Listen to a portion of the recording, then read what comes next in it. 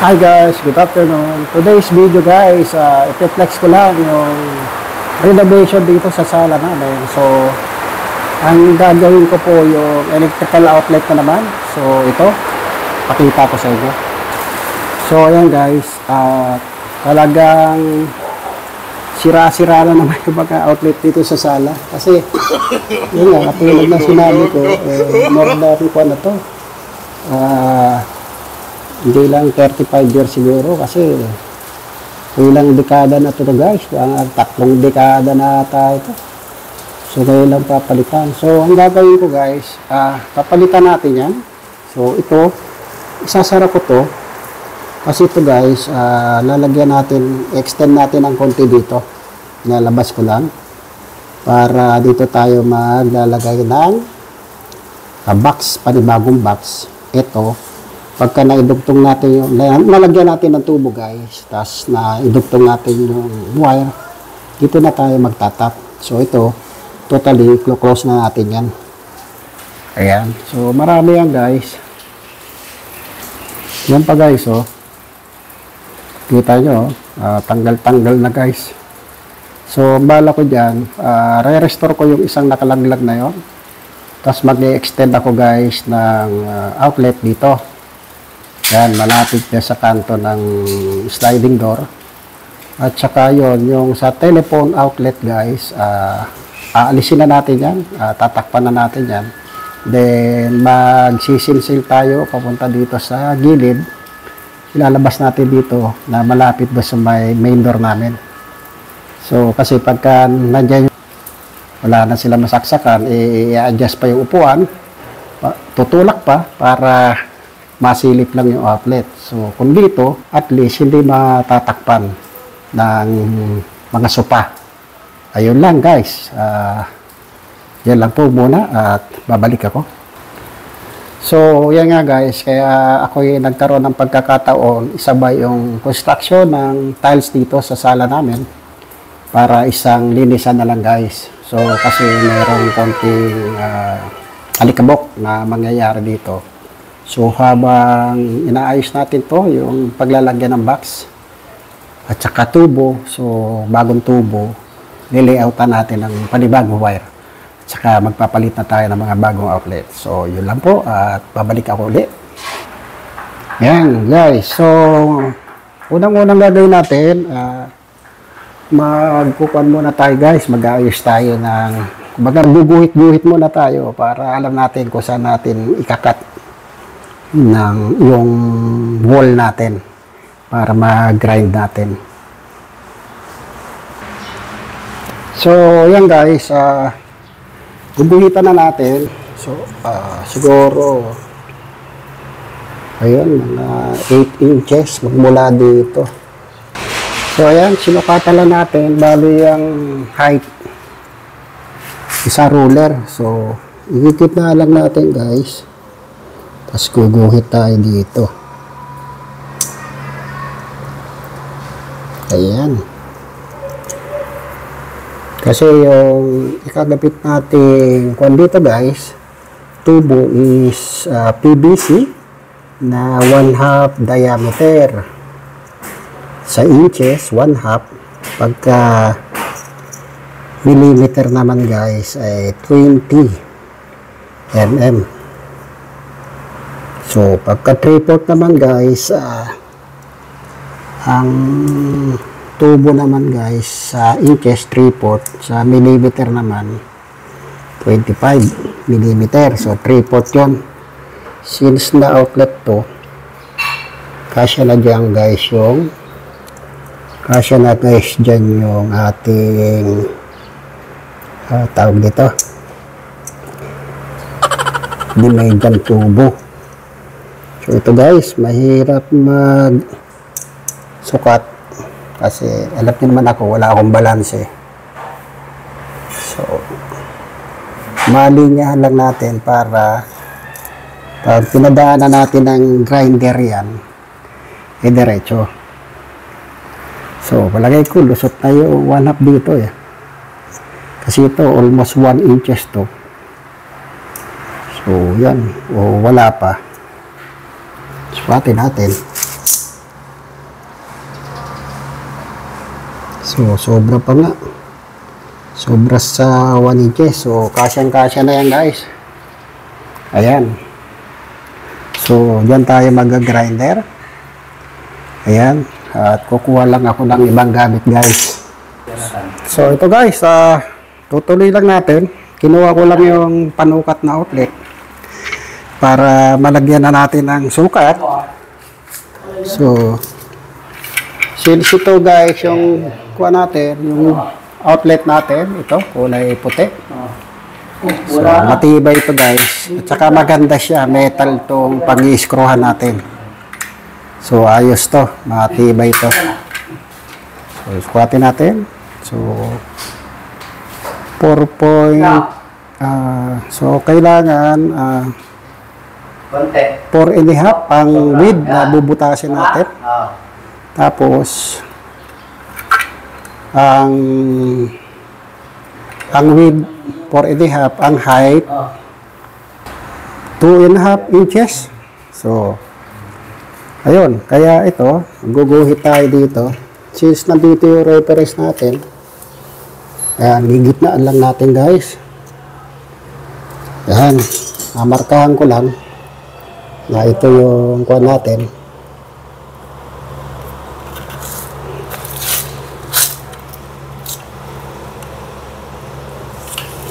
Ayan. So, ayan, ito siguro yung pinakakuha natin. Taas natin konti. Ayan. Ayan. So, dito yung outlet. So, kung mag-uumpisa tayo dito, ayan.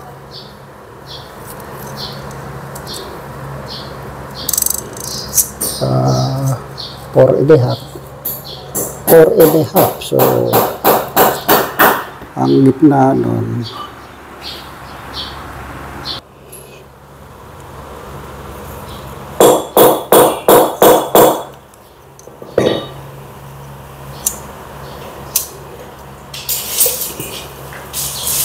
hirap na construction guys, ano? Kasi sa'yo pa yung masonry, tapos electrical.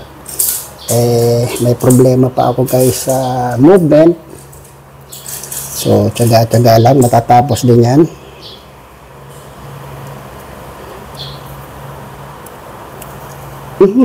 Kumalas. Alis. So guys, pipintahan na lang natin ang panibago to.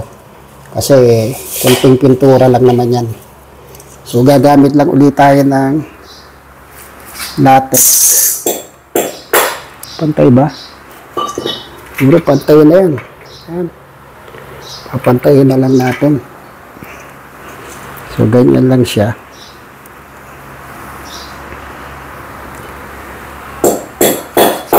Bababa ko lang ito ng konti dito. Ayan. Tapos ito, baba lang dyan.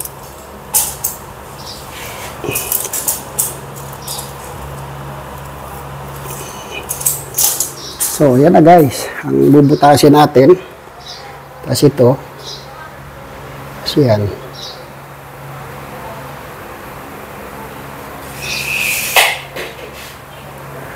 Ayan. Para mailipat natin to guys.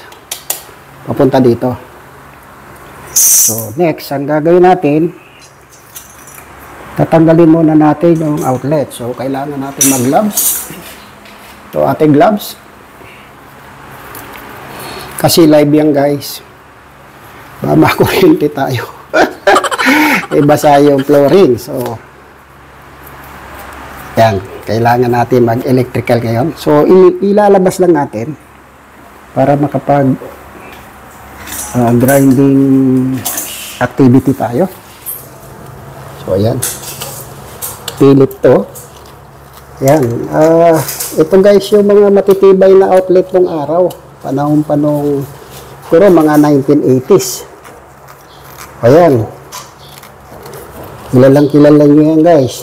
Yung mga sikat na brand nung panahon ng 1980s. Iba dyan, Hindi pa pinanganganak.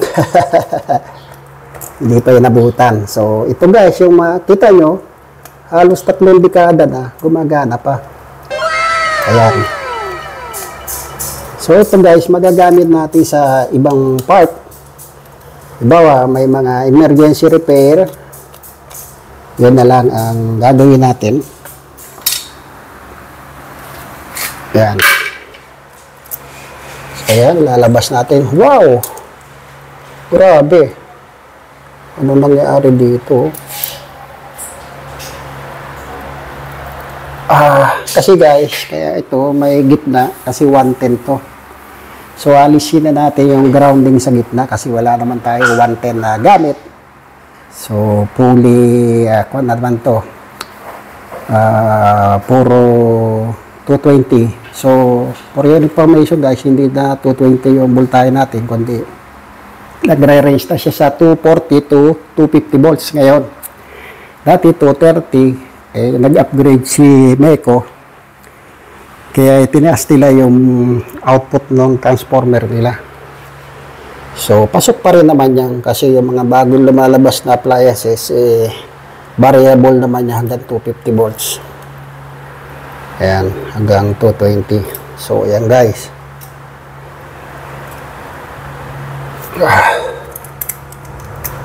Ayan, oh. Hero mo, kalas na, oh. Natanggal na guys yung kuan, yung ating tawag nito, yung ating tornilyo kasi yung box hindi pa uso guys ang plastic noon, puro metal. Series na yung pader natin, nagmo-moist, humid kasi yung hangin natin, so nagmo-moist, nagpapawis yung mga pader natin. Kaya, pag moist yan, magbabasa, unti-unti naapektuhan yung metal. So, siyempre, metal yan, kakalawangin. Ayun. So, siguro, kailangan lang natin ng panghawak para matanggal natin yung screw. Hindi natin matatanggal yung screw nito pagka hindi natin pinigilan. Kalawang na rin guys yung screw. So, umorder na guys ako ng kuang. Order na ako ng bagong outlet. So, yun, hintayin na lang natin dumating. Ayan. Siguro, gagamitin ko itong outlet para sa grinder pala. So, hindi ko muna pala tatanggalin. Pagka dumating na lang yung outlet natin, saka natin ikakat. Since na may allowance pa yan. Ayan. So, ang kapal pa ng wire lang ginamit, oh. 12 talaga, oh. Number 12. Ayan. So, bago natin, guys, i-grind yan, babasahin muna natin yung wall para hindi gaano yung alikabok. Ayan. May sprayer ako. Kasi iwasan natin yung sobrang alikabok. Naiwan ko pala yung aking grinder natin. Iba na kasi, tumatanda na, malilimutin na. So, ayan guys, na-set up na natin yung ating grinding tools. Yung ating grinder. So, nilagyan ko na siya ng masonry disc para pangkat natin sa semento. Oh, ito yun. Siyempre, gagamit tayo ng mask. Yung guys, mask. Para yung kilamsik, hindi tayo makuhan. Lagyan sa mata. Kasi malakas ang kilamsik niyan eh. So ito, babasahin natin ulit.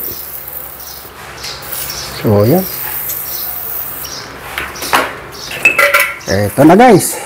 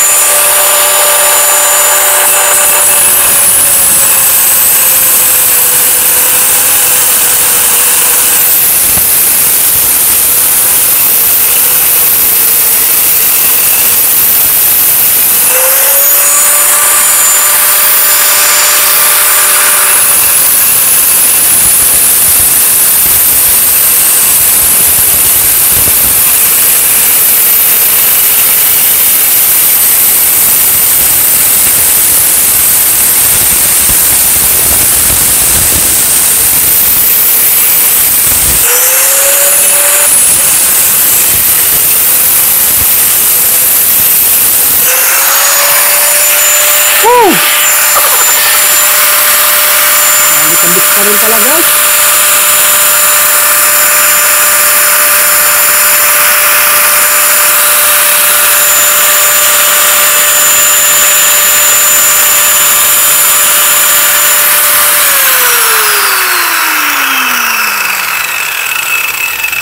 Yun.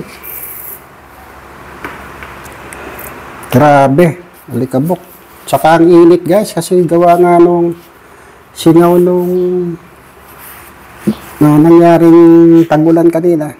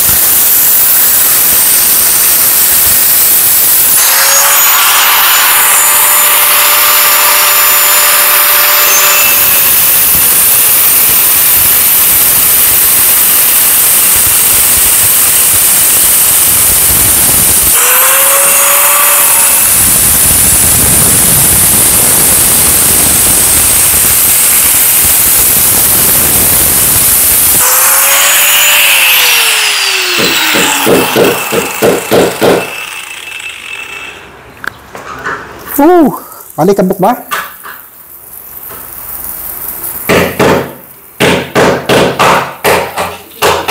Ha? Malikabok? Tutuyo. Papawang ang ano. Ay, may tubig pala eh. Ha? Lalagyan mo ng tubig. Oo. Para hindi... Kailangan tuyo eh. Ha? Kailangan. Okay lang yan. Babasahin nga yan eh. Paglatag. Oo. Grinder ka pala eh. Oo, siyempre. Kompleto ako. Sana all.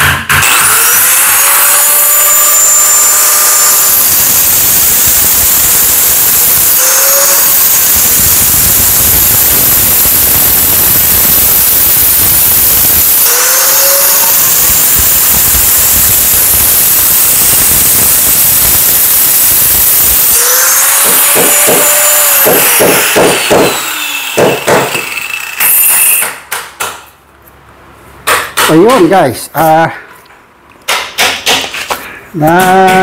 kuha na natin, binyahan na natin. So ang gagawin naman natin guys, isisinsili natin yan. So yan, medyo mabigat lang ang electrical kasi dapat mayroon tayong isang mason na kasama para siya na yung gagawa. Diba? At siya na yung matitik-tik niyan. Since na mag-isa lang ako, so ang gagawin natin guys, one man army na lang. Kaya naman kasi one lang naman yun guys, madali lang. Yan o. Diba? And then pagka nalinis natin yan guys, nalagyan natin ng tubo doon.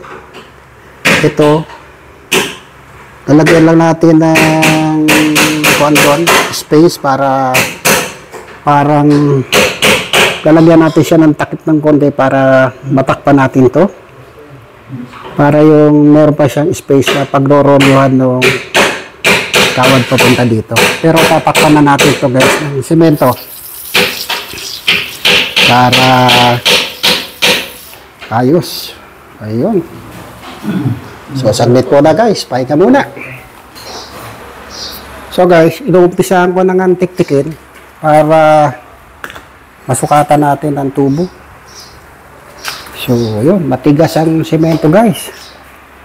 Ito maso ko, nabali yung kaya yung handle, kaya pinipit ko pa guys. Buhay construction tayo guys. Yan talaga ang buhay. Ayun.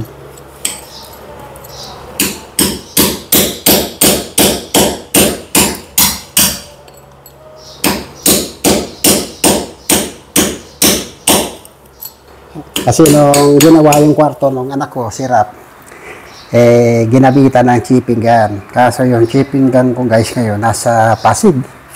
Kasi under renovation nga yung sa mother ko rin. Hindi ko naman akalain guys na pagagawa rin itong sala kaagad. Urada. So, naghahanap pa kasi ako guys ng makakatulong ko dito. Gawa nga ito yung mga pagkukuhan lang. Pagpipit-pit guys ng semento ay talagang mahirap ito. Buti sana kung wala akong problema sa balance. Yun. Kayang-kaya sana. Kasi makakaupo ako dyan para mahukay natin ng maayos yung pader. Malapit na guys.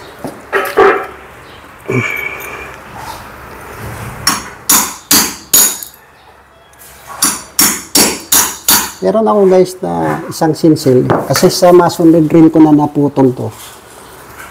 Yung rotary hammer ko. Naputol yung kanyang kinakabitan ng bearing, ball bearing. Itong ginamit ko sinsil kasi matibay. Meron akong isang sinsil na mabilog yung kuwan. Kahit daplis lang, tatamaan pa kasi may bilog dito sa dulo. Alike to, pagka nagkamali ka, ang tama niya sa kamay, sa dali, inumis mo kaya masakit. Kaya dahan-dahanin lang natin guys. Ganun talaga, hindi naman tayo nagmamadali.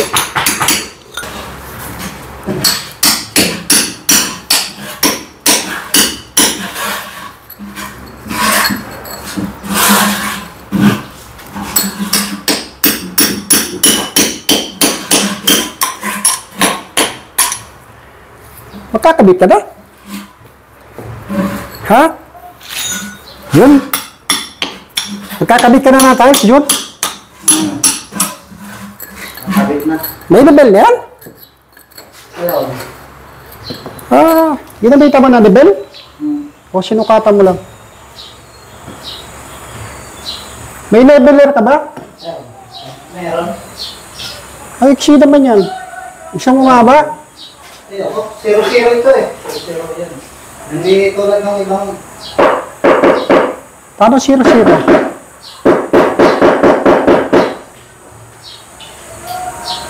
Paano 0-0? Zero-zero ang level na ito. Hindi yung may alawan.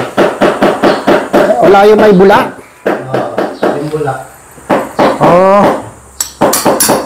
Maganda.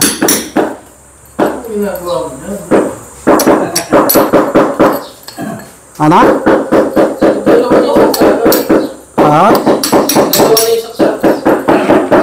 Tatakpan ko to. Hoy, Kenma! Kenma! Si Kenma. Hawak ng kanyang daddy, si Kenma. Saka si Achi. Buntis pa ata si Achi. Buntis na naman.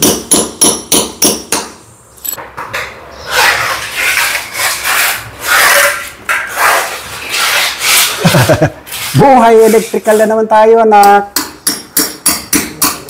At least maganda na yung magiging saksakan natin. Kakatakot ko Parang makukuryente na. Yan, gusto mo, hawakan ko yan live. Basta wag, ito basa, di ba? Pangit. Di, papalitan natin unti-unti para uniform. Wag lang madali kasi naghihina doon na yung budget ko. Ito na lang muna, tsaka yung sa wall, ito sa may kanto.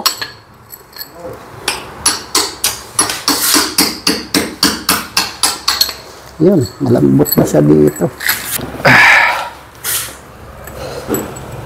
Ito ang pinakamahirap sa nag-electrical kasi kung wala kang mason, ikaw talagang gagawa, guys. Kaya, taga-tagayin na natin.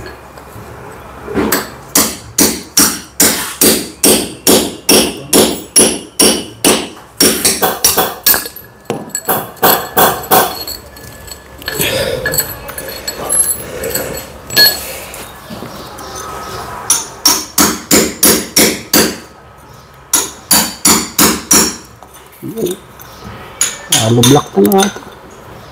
Malambot na. Oh, kita yung kabilang palitada.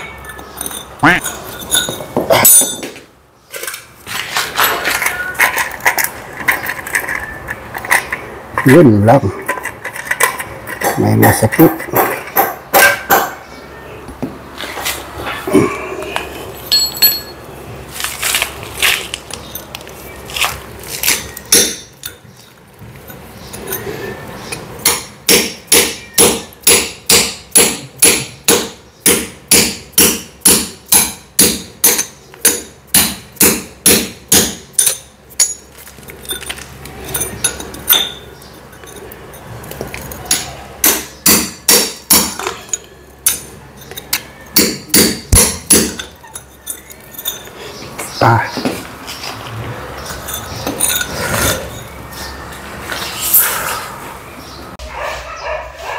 So guys, ito na nga. Nakuha na natin to. Nahukay na natin to. Ito guys ang mangyayari. Tapos ito. So ito na nga guys, na hukay na natin. Okay na yung baon. So ayan, pinutol ka na yung conduit pipe natin na dimedya. So ayan, iaalay na lang natin to. Kasi dapat nakaangat lang ng konti ha. May mga 0.5 cm ka lang dyan angat sa wall para hindi masyadong kuwan yung kuwan natin, yung ating tawag dito, yung plate. So kasi may kuwan pa yun, may attachment pa yung plate. So tama-tama yung paglapat niyan, lapat yung takip niyan guys. So ayan yung mag-i-itsura niyan. Tapos ito guys, ito, pinutulan natin yung grounding. Kasi kala namin may 110 dati. Yan, idudugtong lang natin to para ma-repair natin. Balang ano, ano ba, naka-trouble yung isang side. Pwede natin to magamit. So, pali-spare na yan. Tapos ito guys, ito yung isang, tawag dito. Ito yung isa, yung line 1. O line 1 tayo, tapos ayan, dudugtong lang natin to. Tapos ito naman, ito yung line 2. Ayan, magkasama pa sila. So ayan pa yung line 2. At ayan guys, yun lang. Tapos pagka nadugtong ko na yan guys, sesementoin na natin para bukas matigas na. So ayun, yun lang po ang gagawin natin. So antabay lang guys.